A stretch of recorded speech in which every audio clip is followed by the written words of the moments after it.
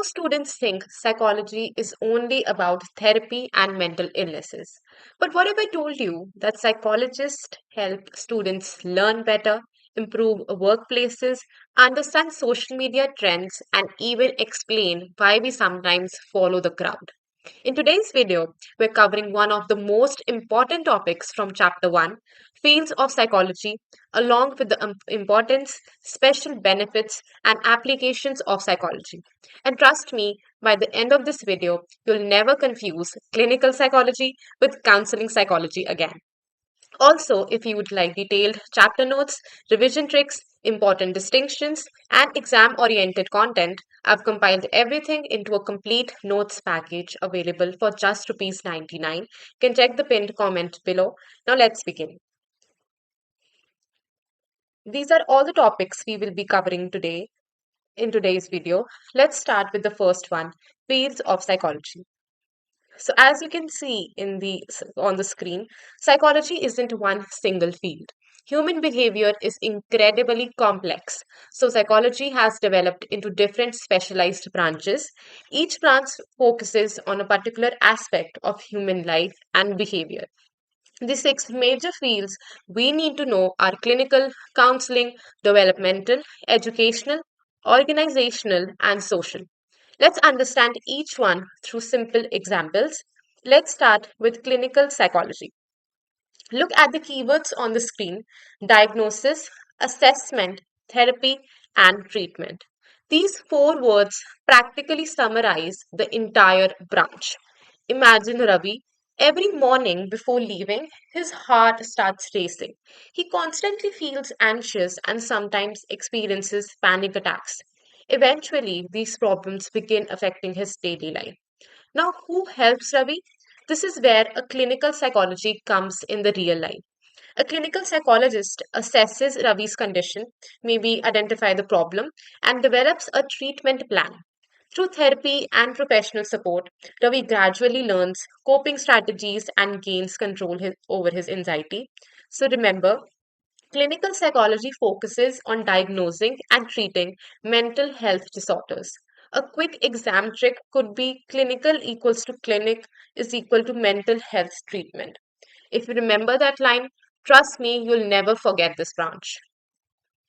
Moving on, here's a branch where students commonly confuse with the clinical psychology, counseling psychology. The key difference is simple. Clinical psychology deals with disorders. Counseling psychology deals with everyday life challenges. Let's say, take the example of Aisha. Aisha isn't suffering from a psychological disorder.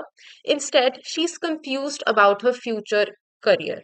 She's feeling pressured from studies, maybe family expectations, and uncertainty about what exactly to do next. Sound familiar?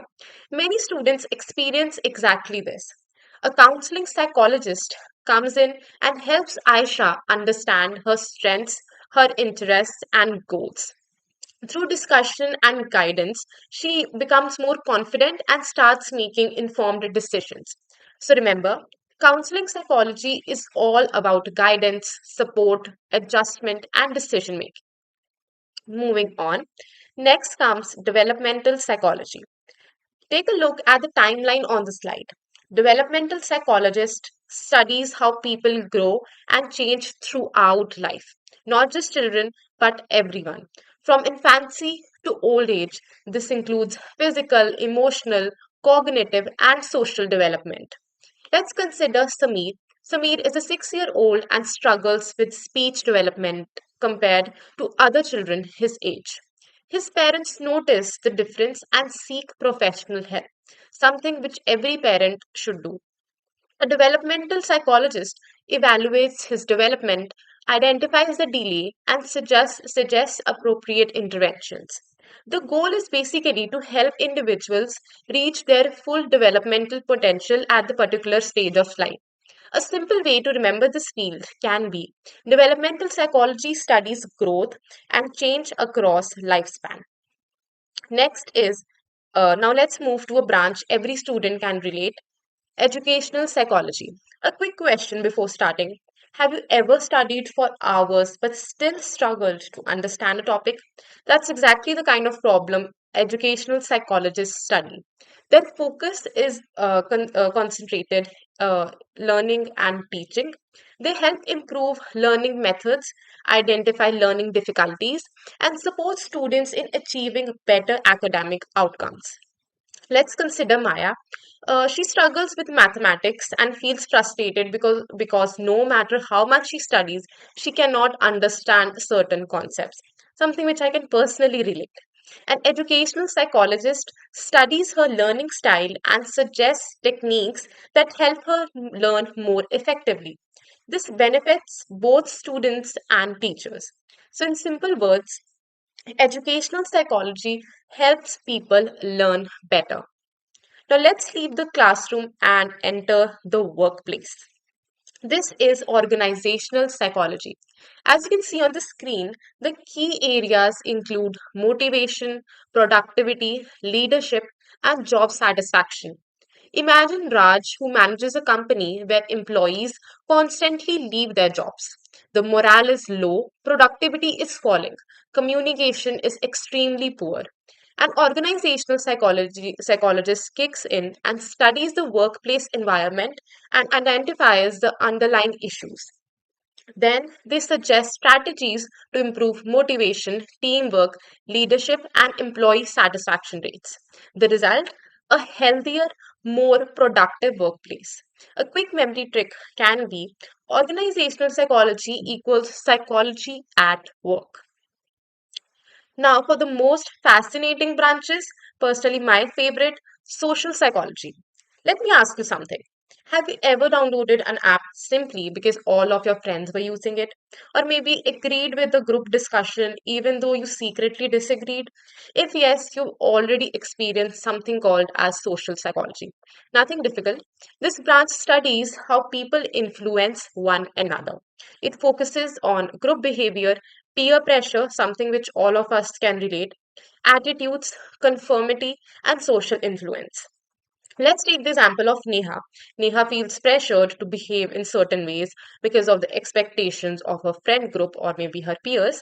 A social psychologist will study how these social influences affect individual decisions and her personal behavior. Social psychology helps us understand why people behave differently when they're part of a group. Moving on, now that we understand the major branches, let's answer an important question. Why should we study psychology at all? Psychology helps us understand ourselves. Why do we feel stressed before exams? Or why do we procrastinate? Why do some situations makes us anxious while maybe others don't? Psychology also helps us understand other people. It improves communication, strengthens relationship, promotes empathy, and contributes to better mental well-being. In short, psychology helps us make sense of human behavior. That actually answers your question. Moving on, applications of psychology. As we can see on the screen, psychology is applied almost everywhere. Clinical psychology helps us understand people dealing with mental health disorders. Counseling psychology supports individuals facing personal and emotional challenges.